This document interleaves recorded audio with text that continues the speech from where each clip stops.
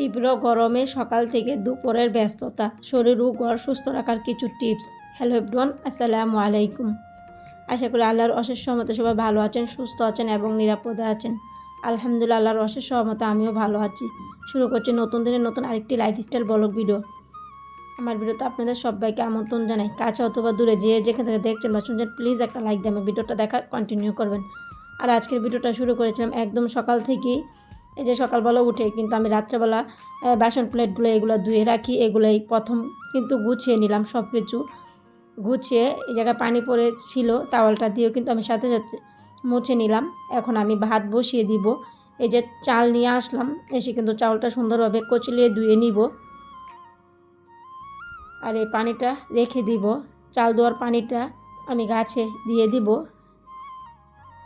আর চাউলটা ভালোভাবে আমি ধুয়ে ভাতটা কিন্তু বসিয়ে দিয়েছি অলরেডি। এখন আমি ডাল রান্না করব একটু, এই জন্য ডাউলটাও সুন্দরভাবে ধুয়ে নিব। এই জায়গায় ডাউলের পানিটাও আমি একত্রে রেখে দেব। চাউল দেওয়ার আর ডাউল দেওয়ার পানিগুলা মাঝে মধ্যে আমি গাছে দিয়ে থাকি। এই যে আমি ভাত আর ডাউল কিন্তু বসিয়ে দিলাম।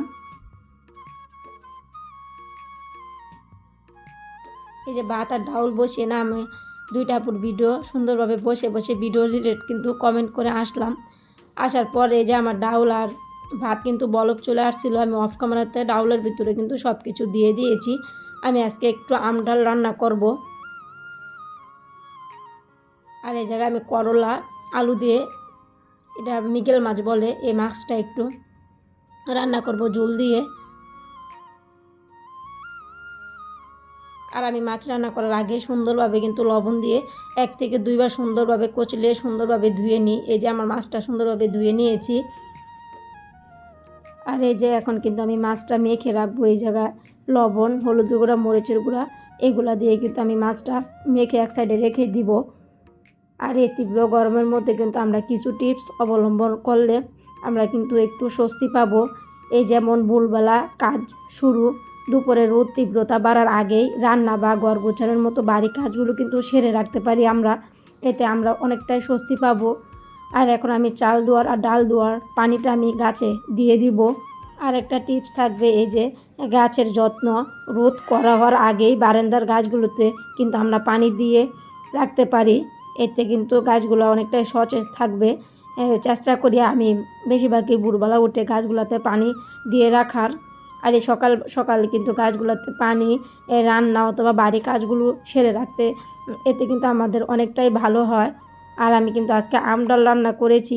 এখন আমি কিন্তু পেঁয়াজ আর রসুন দিয়ে বাগার দিয়ে নিলাম।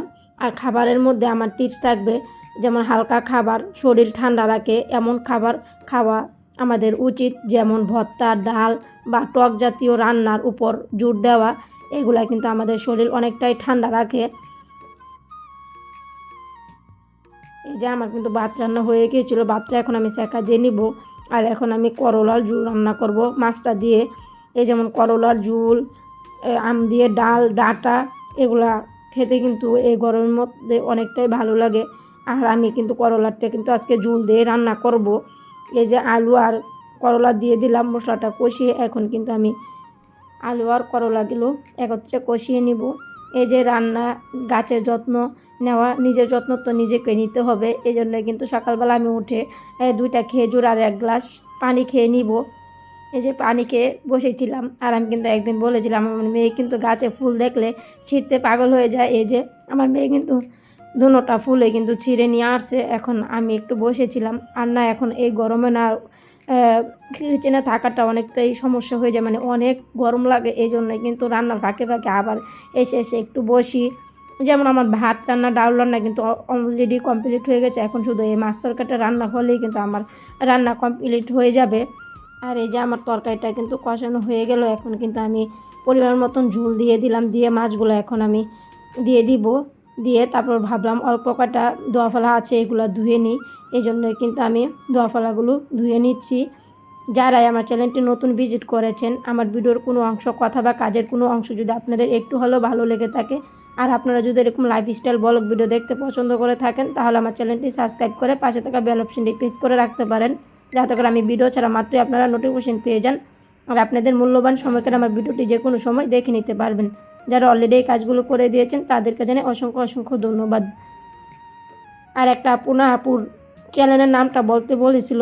এই যে আপু, তুমি যদি আজকে আমার ভিডিওটা দেখে থাকো তাহলে তোমার চ্যানেলের নামটা আমি বলে দিচ্ছি, তুমি জানতে পারবে। তোমার চ্যানেলের নাম সম্ভবত ভিলেজ মম লাইফস্টাইল। তুমি যদি আপু আজকে ভিডিওটা দেখে থাকো তাহলে আমাকে কমেন্ট করে জানাতে পারো। আর এই যে আমি কিন্তু দোয়া ফ্লাটগুলো ধুয়ে সাথে সাথে তাওয়াল দিয়ে পানিটা মুছে নিলাম, নিয়ে আমার ছেলে মেয়েকে একটু তরমুজ কেটে দিলাম। তরমুজ কেটে আমি কিন্তু একটু খেয়েও আসছি।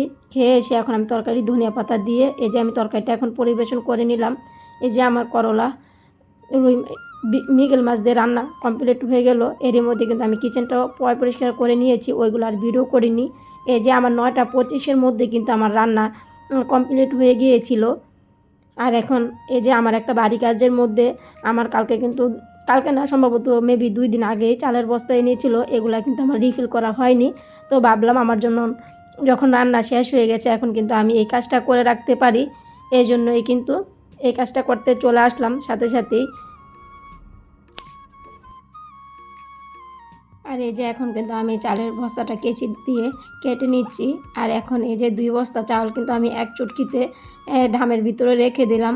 এক চুটকিতে কিন্তু হয় না, আমার কিন্তু অনেক সময় লেগেছিল এই চাউলগুলো 2 বস্তা চাউল একসাথে রিফিল করতে, মানে প্রায় 30 মিনিট, প্রায় 35 মিনিটের মতন লেগে গিয়েছিল আমার এই চাউলগুলো রিফিল করতে। কিন্তু আপনাদের কাছে আমি একটু মাত্র তুলে ধরলাম, জানি এক চুটকিতে আমি রেখে দিলাম চাউলগুলা, কিন্তু না, অনেক সময় লেগেছে।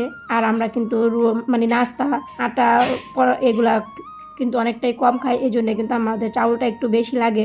এই জন্য কিন্তু আমরা যখন চাউল আনি তখনই কিন্তু 2 বস্তা একসাথে 50 কেজির বস্তা একসাথে নিয়ে আসি, 4 থেকে 5 মাস চলে যায় মেবি।